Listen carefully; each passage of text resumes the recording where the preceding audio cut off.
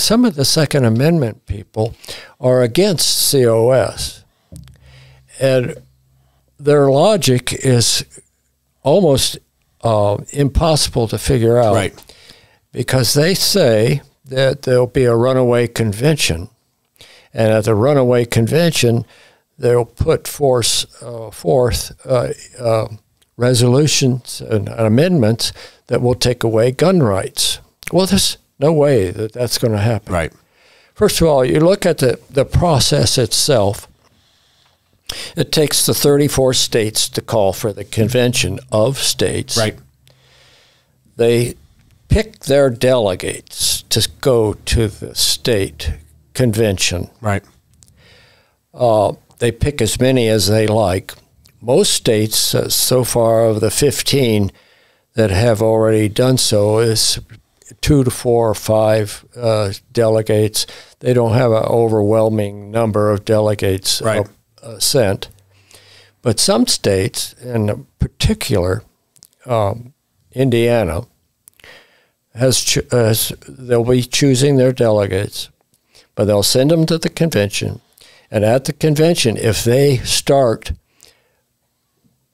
stepping outside the from those three topics, resolutions that we've all mentioned, if they step outside of those 3 resolutions, they will be recalled. Yeah, but under penalty of law, too. Yes, they can be recalled, and it's a 3rd-degree felony. Right.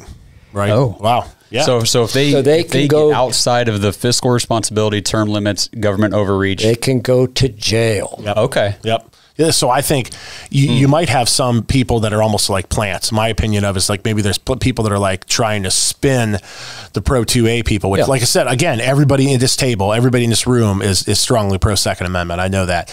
I think they're trying to get people like, well, you know, you can't be for the COS if you're pro Second Amendment. The whole idea behind that idea that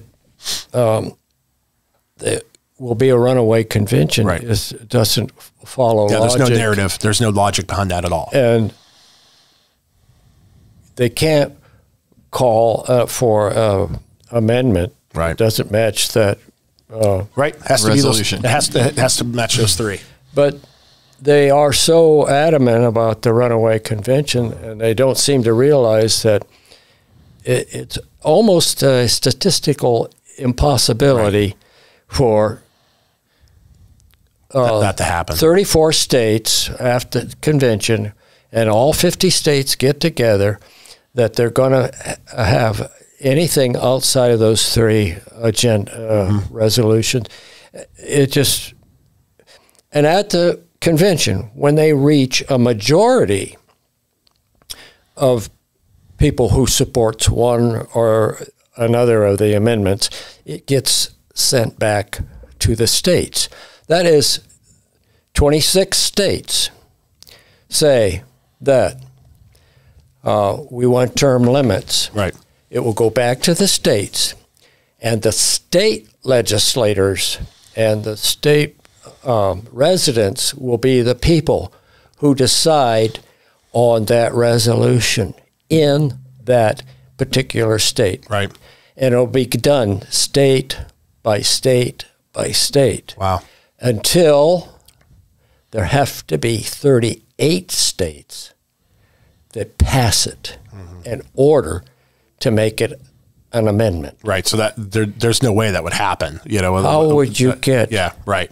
How would you get 38 states to overrule the Second Amendment? Yeah, that's not going to happen. Well, so this is why education is so important. Yep. I love the founding. I've studied it. I understand a lot about it. But when it came down to having a convention of states, when it was brought up to me years ago, I was like, I don't want to open up the Constitution for any nonsense. Yeah. And so now today, I'm sitting here and I'm like, okay, now I'm all in. But before that, I was like, you know what? I don't want to open this thing up. This was a document that is good. It's lasted for a couple hundred years, and why would we want to change it?